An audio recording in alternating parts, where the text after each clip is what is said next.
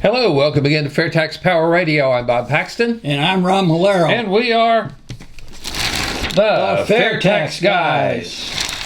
Still trying to observe the social distancing as best we can and still keep you informed on a weekly basis about what's going on with the FAIRtax. Yep. And this week we're going to concentrate on, well, let me do a grassroots corner first, and then we'll talk. Again, the theme is, how do we get our manufacturing to come back here, and without going through all the trials and tribulations of the current income tax system? So we'll get to that. But Grassroots Corner, April 17th, Jim Bennett is the AFFT Grassroots Director. All right, AFFT is the Americans for Fair Taxation. That's the national group. You can find them on fairtax.org. I encourage you to go there if you haven't already and sign up for their emails. You won't get spam because you signed up there. They send out a weekly FAIRtax Friday, and I found out that they're going to split it up. Steve Hayes has his chairman's report. They're working with a company, the people that, the volunteers that organize and edit this stuff. They're sending it to another company to send it out, and it's going to be much more attractive. So Steve Hayes' chairman's report comes out on Friday, and in a separate email, Jim Bennett's Grassroots Corner. Okay, FAIRtax letter to the editor published in Virginia. Again, this was April 17th. The following letters from FAIRtaxer Dave Head, letter to the editor of the Freelance Star, Fredericksburg, Virginia, and appeared on April 1st of 2020. Replace personal payroll taxes and consumption tax with the consumption tax. If I could read, all right, this may be another blooper. Anyways, current events illustrate the strategic imperative of the U.S. once again achieving manufacturing independence. This has been a theme of the last several FAIRtax Power Radios. Other countries' wage scales notwithstanding, we can compete by winning and win by reducing non-wage expenses. We need to stabilize our manufacturing in a manner acceptable to the World Trade Organization. We can do that by relieving U.S. businesses of the crushing burdens of taxing income. The fair tax, a proposal first advanced over 20 years ago, is still the best way to abolish the U.S. income taxes and accomplish this goal while untaxing the poor as a bonus. Now, it goes on. It's a very good letter. You can get some examples from it. Again, go to fairtax.org, sign up for their periodic emails and so forth, and keep yourself educated about the fair tax, because it is the best way to get out of this nightmare we're in. Okay, I would argue with one little point on there when he says it's the best way to replace the income. It's the only way to replace the income tax and the IRS. The fair tax is. Good point. It's the only way you're going to get rid of the IRS is to get rid of the income tax. Yep. And the fair tax does just that. Okay, there we go. Okay, so in the last episode, we concentrated on Congress.gov. Now, again, we're recording this on April 10th, and it's going to be published, I believe, on April 14th, if I'm not mistaken. Yes. I may have my date screwed up. Anyways, don't try to do math on the fly. Yeah. So, but there's another email that I get every day from Politico called Morning Tax, and there's some pretty good stuff in there, even if some of it kind of curls your hair, because which we'll find out. So over the past couple of weeks, I've pulled a few of these Morning Tax. What they do is they take three subjects and briefly discuss them. They give a little quick introduction to each of the three, and then they go into a little bit more detail down below, okay? And a lot of these will be a good example of why we need to get rid of this current income tax system and all the confusion that surrounds it and go with the fair tax. And I think it'll become quite obvious. We're not going to read the whole article. No. We're just going to hit parts of it and provide a little commentary on it. This one is from March 27th of this year, 2020. Okay? Yeah. Social Security supporters worry about the corrosive effects the program is facing as payroll taxes that fund it are again redirected for other purposes, this time to help business weather an economic recession from the coronavirus pandemic. Okay? Yeah, that's one of the things that was brought up when the president first mentioned let's stop, and then they said, well, first let's suspend, and then he said, well, let's just get rid of on a permanent basis the payroll tax. And somebody said, well, if you're going to stop the flow of income or money into a program that's already going broke, you're going to kill it a lot quicker than it'll die on its own.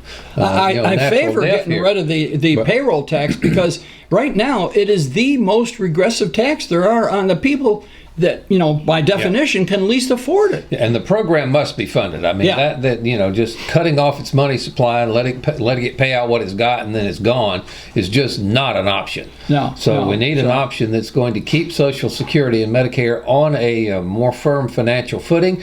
And I think I know something that will do that. Yeah, there is a program out there. HR 25, the FAIRtax has that provision in it. Absolutely. So a lot of people are scared. Well, we do need to provide relief to people. Let's cut the payroll tax, so give them more money. You could do that by increasing the prebate. And so there are just better ways to do what they're trying to do than what they are actually trying to do. Oh, yeah. That makes sense? You got that figured out? Absolutely. Okay. Yeah. All right. So that, the intentions are good, but how are you going to fund Social Security and Medicare if you get rid of the payroll tax? They've painted themselves into a corner, and we can help them get out of it. Okay. All right. Here's another one from the same episode here, or the same email. Republicans finally scored a much sought fix to the drafting error in the 2017 tax overhaul through their persistence isn't exactly what convinced the Democrats at the time was right. Now, what they're talking about is, now, believe it or not, there was an error when the Tax Cuts and Jobs Act was printed out and voted on. There was a drafting error in there that apparently created some serious problems for the retail sector. Okay, in fact, they dubbed it the retail glitch. All right. So the language to end the huge headache for the hospitality industry and retail sector is included in the economic aid legislation awaiting the House. Even though the Tax Cuts and Jobs Act of 2017 was touted to be the be-all and end-all of tax relief for a generation, it actually made things more complicated, and it had this error. Oh, well. Yeah, so I'm shocked that Congress critters make errors. Yeah. So, jeez. Anyways, okay. This next one's pretty cool. They're talking about the CARES Act was saying they wanted to give a $1,200 payment to everybody, $2,400 for couples, and $500 plus each for each dependent. Then they turned around and said, if you want that money, you've got to file an income tax return to get it. We're going to show you the progression of this, because you'll see how this progress over about a period of a few days and so forth. Yeah, people weren't happy when they said, okay, yep, you're going to get this relief from the... Now, by the way, where does this money come from that the government is sending out? Our pockets. Yeah, exactly. All right. People are getting paid with their own money, and they're being... And if the government doesn't actually have the money, then they either borrow it or they just print more money, which raises inflation, which is not good for anybody. So, hang on to your hats, folks. Anyways, the IRS now says that anyone waiting for those direct payments just has to file a tax return. Well, that didn't go over well. Okay? No, it did not. All right. The new IRS guidance released about those payments on Monday stressed that even people who normally don't file each year. I thought everybody was supposed to file. Well, except the evaders. Yeah. And we'll need to get a simple tax return to get it in to get their rebate. So that's what it said, on the what date That's was the this? 31st. 31st. Okay. Now let's follow that. And so wait a minute. There is one other thing here. Oh yes, let's not forget the distillers. Yes, okay? we mentioned this in our Congress.gov thing when it first came out. Distillers got a tax break to help them make hand sanitizer in that Phase 3 law, but they won't get a thing unless the Food and Drug Administration makes a policy change. Yeah.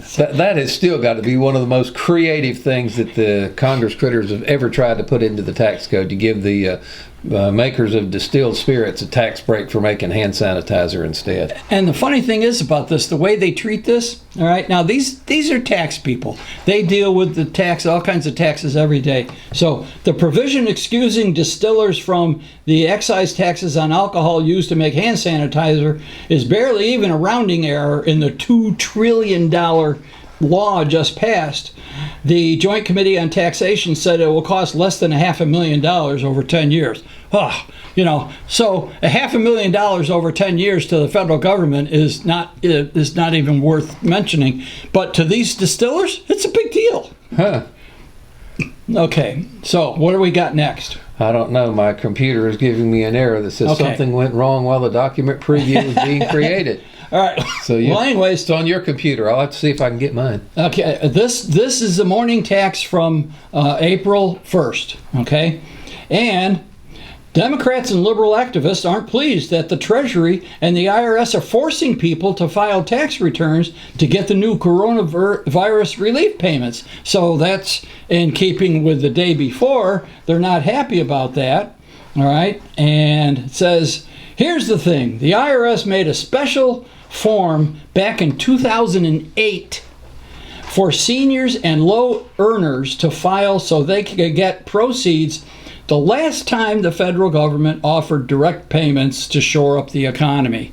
All right. Oh, that's the Obama stimulus. Yeah, actually 2008 was the Bush 43. Okay. Yep, it was the Bush 43, which is that's when the Tea Party was formed because they weren't happy with President Bush and all that spending. Okay. So that's still a problem. Okay. Now a second one, we're going to see how that progresses over the few days. A provision to allow taxpayers who don't normally itemize to deduct charitable contributions is just a minor part of Phase 3 coronavirus bill. Wait a minute. They do standard deduction, which means they're not itemizing their deductions, okay? They're just taking the standard deduction, but they want to make this an unstandard deduction by including charitable contributions. Well, if they're taking the standard deduction, that means they're not really earning that much, They're not earning enough because the standard deduction threshold, and I finally did my taxes a week or so ago. Okay. What was a $24,000 for a married couple is now $27,500. There's no way that we have enough deductions to cross that threshold of $27,500. But somehow those folks that are taking the standard deduction are going to have enough charitable contributions to add that to. It's just, all right, can you see what's happening to the tax code here? You've got a mutt mess. Yeah, it's terrible. It's terrible. They're making it more complicated with all these proposals, okay? So it's not a good situation. It just gets more and more complicated. Even though these people are trying to help, they're trying to help using the wrong tool, all right? Yes. So, anyways. We saw last week on the FAIRtax Power Radio where they wanted to make an amendment by adding a section 6,428 to a particular subsection. That should tell you something right there. If you didn't catch last week's episode, you need to go back and watch it just for that. But I wonder what section number that was going to be. Oh boy, amazing. Okay, so now fast forward a day or two. Oh, wait a minute! You do not longer have to do that. Yeah. Trump administration administration said Wednesday This is April 2nd. that Social Security recipients will not have to file simplified tax returns to get the direct payments from the Phase 3 coronavirus package. That reversed itself after just a couple of days. Okay. Well, that's good. That's good. Yeah. Okay. And then another article here. President Donald Trump once more called for more generous tax breaks for businesses deducting meals and entertainment expenses, even though the experts don't believe that would be particularly stimulative for the economy, especially since all the restaurants are closed down right now. So the president's calling for more generous tax breaks. I mean, yeah. Why don't you just reduce the tax rate and increase the prebate? Ooh, there you go. Darn it, they don't have that in place yet, do they? Yeah, that's right. Yeah, they'd rather. Oh, well. This came to mind as I was prepping for today's episodes. Mm-hmm. One thing about beating your head against the wall is it feels good when you stop. Yes. Apparently Congress doesn't believe in stopping. They keep beating their head against the wall with this tax code. Oh, that's not their head. That's just kind of a concrete reinforcement sitting up there on your shoulders sometimes. Allowing businesses to put off payroll taxes hasn't been the most talked about feature in Phase 3 of the coronavirus legislation, but it's something that companies are mostly welcoming with open arms. All right, let's see what it has to say about that. Businesses will be able to hold on to an extra $350 billion this year because the newest coronavirus law gives them a break on payroll taxes. In what will amount to a rather sizable interest-free loan for everyone from the local corner store to the biggest multinationals. Well, that's good for the businesses, but if you're going to not send in the payroll tax, then like we were talking about, how are you going to pay for Social Security and Medicare? They're already in trouble, all right? Mm-hmm. And it's true that everything that they're trying to do to soften the effects of this, we're now in a recession, all right, of this crisis, is going to drive up the national debt. There's no way around it, all right? But the thing is, they're trying to do it with a tool that is like a blunted instrument. Okay, we got to move along here. We're getting kind of short on time. I forgot to start my timer, so... my timer's going. I got one in my head and one on my phone, so us radio professionals can handle that. All right, this one... This was from April 6th. That didn't take long. TurboTax has already launched a free tool to help people receiving coronavirus recovery payments get their bank information to the IRS. Now, I don't like the IRS having my bank information. I'd rather just have my prebate increased in because Social Security Administration deals with the prebate, not the IRS. Yeah, there's so much about this that, raises red flags. Treasury Secretary Steven Mnuchin had promised an online tool to help these people for whom the IRS doesn't already have direct deposit information. Why do we have to give all this information? Well, I know why. That's a rhetorical question. Yes, but wouldn't it be better to have a system in which the taxes are paid automatically when you go to the store, and you don't have to divulge all this really crucial information? All right. Now, yes, the Social Security Department will need to know where to send the prebate deposit, okay? Yes. But that's a separate issue, okay? It would be so much easier under the FAIRtax. Yes, well, it already knows, Social Security Administration already knows mine, so I'm good about that. Yeah, exactly. Yeah, it knows most of them. Okay. Now, April 7th. We need to move along here. Okay. How much time we got left? 10 minutes. Oh, okay. Okay. We're in good shape. We're in good shape. Well, okay. You need to use some of that for our wrap up here. This is from April 7th. Okay, we're getting closer to today. How exactly is the private sector helping the IRS get bank accounts for the coronavirus recovery deposits? It's not totally clear, and that's a serious problem, okay? If they don't currently have your bank account information, is it a good idea to get it to them? Now, the thing is, they're stuck between a rock and a hard spot. You don't want to send out paper checks. I mean, that's a bygone era. And it's, they can be stolen, all kinds of problems. So really, direct deposit is the way to do it.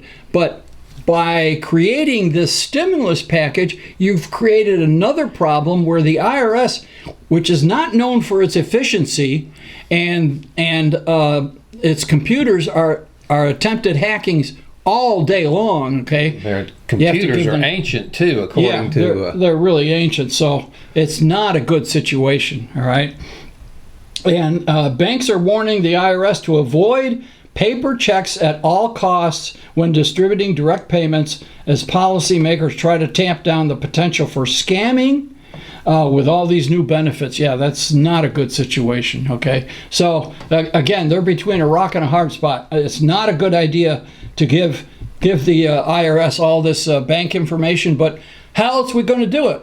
Well, I know how else we're going to do it. Yeah, with the FAIRtax. I got it. Well, we got time scooting along from it. We got to hit on something here that's really important. This is from the April 8th version. It's only educated conjecture for now, but tax people are wondering if this coronavirus crisis will be the event that finally pushes the U.S. to add a new revenue stream. So those folks that want to have both an income tax and a consumption tax, probably a European-style VAT tax is what they're looking at.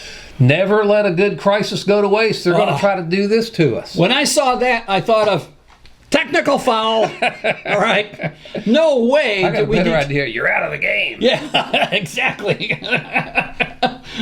Oh, that's a terrible idea. Now, if you want to know more about the VAT tax, go back to episode 190. I believe it was early December. Bob and I spent an entire episode talking about the VAT tax. Value-added tax. Very simply, it's a tax on each step of the production.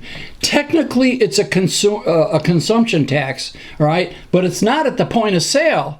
It's at every step of the production as a product is being built, from the raw materials up to the final product that goes to the store. Okay? Mm-hmm. And every step of the production, a tax is added. And then there's certain rebates. It's extremely complicated. And it is rife for fraud. And, well, Congress loves the idea because it's behind the scenes, and they can mess around with it. Yeah, but I tell you, the fact that this is even on the radar tells you there are people, and I can guarantee you there have been people for decades that wanted to add a second revenue stream. Never, ever underestimate the greed and the lust that the Congress critters have for your money. Yeah. Okay? Yeah. They will get as much of it as they can by any way they can. So you can guarantee that there are people that would love to see a consumption tax, be it a VAT tax or something like it, on top of the income tax. Yeah, and that's again, right. The beauty of the FAIRtax, the FAIRtax law is written in such a way that if the 16th Amendment is not repealed within the 7-year window that you normally have to do constitutional amendments, if that 16th Amendment is still on the books 7 years after the FAIRtax goes into effect, the FAIRtax self-destructs. Yeah. It is not going to allow, maybe possibly in that little 7-year window you might be able to get away with it, but of course the FAIRtax bill rescinds all of the statutory authority to collect an income tax. It can't get rid of the constitutional mandate that allows it. But if they're going to have an income tax and the FAIRtax, they would have to legislatively repass the income tax, which I think would be politically really hard to do if they did that. But the FAIRtax will not let these people who want to get their hands as deep into your back pocket as they possibly can to use both hands, income tax, consumption tax. One hand only is all you get. And the FAIRtax makes sure that's going to be the case. Yeah, that should send a shiver down your spine. This is really a bad idea. But as Bob said, there are people in Washington who relish this idea because for them there can never be enough ways to tax you. Yeah, there's a Columbia law professor, Michael Graetz, I guess Graetz, that says at some point a VAT tax seems inevitable. But certainly not until the economy has recovered from this blow. No, Professor, Ain't going to happen. No, We we need to get can the never FAIRtax. let that happen. It's a terrible idea. Okay, we got about 4 minutes left here. We need to tell people how they can get on board and help make the fair tax a reality. Of course, join AFFT, Americans for Fair Taxation. That is the national grassroots organization promoting the fair tax. If your state, especially if you're in Alabama or Georgia or a place like that that's considering a state level fair tax, get on board with those organizations and help push that through. We haven't mentioned that here for the past couple episodes, but I guarantee if Alabama gets that state level fair tax on it, look out. Yep. That is going to take off like rocket fuel. Yep, and Alabama, Georgia, Nebraska, Minnesota, I think there's one more, are all states that are considering dumping the income tax in favor of a consumption tax.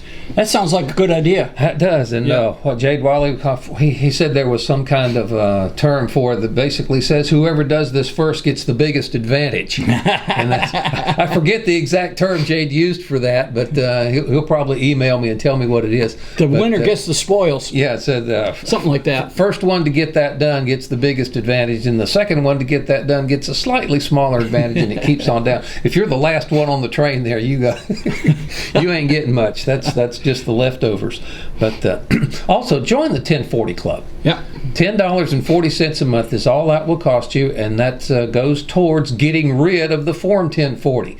And it was interesting on a chairman's report a couple of weeks ago, Steve had an image of the very first 1040 form. Oh, yeah. One page. You put your name and address in it, some little basic income information, calculated your tax at 1%, and you were done. Yeah. So go back and check that out in the chairman's report from a couple of weeks ago. I don't remember the date off the top of my head, but it was just a couple of 3 weeks ago. You can see what the first 1040 form looked like, and I can show you what a 1040 form looks like under the fair tax. Here. Yeah. It's not. There are no more 1040 forms with the fair tax. Yep. That's very important. Those sustaining contributions to the Americans for Fair Taxation. Yeah, it sounds like it's just a all volunteer organization, but believe me, to run a national organization requires about 10 grand a month to do everything that they need to do. So they need our help. Okay, share these Fair Tax Power Radio videos on your Facebook page, as you will. Go to fairtaxguys.com, check it out. We didn't mention last episode, I don't believe. You can write us at thefairtaxguys@gmail.com. Good point. We try to respond to really thoughtful feedback on that as well. Leave us comments on our Facebook page. Of course, you can leave comments on the YouTube programs as well. So there are several ways that you can make your voice heard. And if you got a question or a comment, we'd love to hear from you that we can address it. And so that's it. And you know, a couple of weeks ago, we did an episode where we concentrated on comments from the from our audience, you know, and so forth. We did. We get some great comments and suggestions. We like did. the guy who said, you know, for panic buying and hoarding, wouldn't that increase with using the fair tax? Wouldn't that increase the coffers to the? Great idea. It would. Yeah, it absolutely would. Okay. Absolutely, it would. All right. And, so last that week. works. Last week I read you the Bob's letter to the editor. Even if you're not the expert that Bob is, write a letter of support to the editor for the fair tax. Get other people involved. All right. And you can call your local talk shows if you can get through. Go to the logo store and get a scrolling banner. Like this. All right, and, from the fairtaxlogostore.org. If you're lucky like Randy Fisher, you can get through to a national talk show as well. Oh, yeah. You might have to stay on hold for a while. I think he was on hold for about an hour. That's right. But, That's right. It was worth it to get the fair tax audience. And Yep. I'm afraid that's about all the time we've got here for this edition of Fair Tax Power Radio. Thank you so much for watching and or listening. And don't forget WTOB, 9 o'clock Sunday morning. We do want to mention that as well. Trying to get that plugged in for our new station up there. Yep. But I'm Bob Paxton. And I'm Rob Malero. We are the Fair Tax Guys, reminding you that the fair tax is the only truly fair tax. And once you understand it, You'll demand it. So tell me, how could I pay less taxes? Less. Yeah, I'm trying to get ahead, so how can I pay less? Well, I suppose you could pay less taxes by earning less money, or you could give to charity. How is that going to help? Actually, I'm not supposed to tell you this, but if you know the right people, okay, or if you have a really good lawyer, you can usually get around the big ones. If I may, under the fair tax, to pay less taxes, you would simply consume less. You would control how much you pay and when you pay your taxes simply by choosing what you purchase and when you purchase something. So I could stay focused and get ahead. Exactly.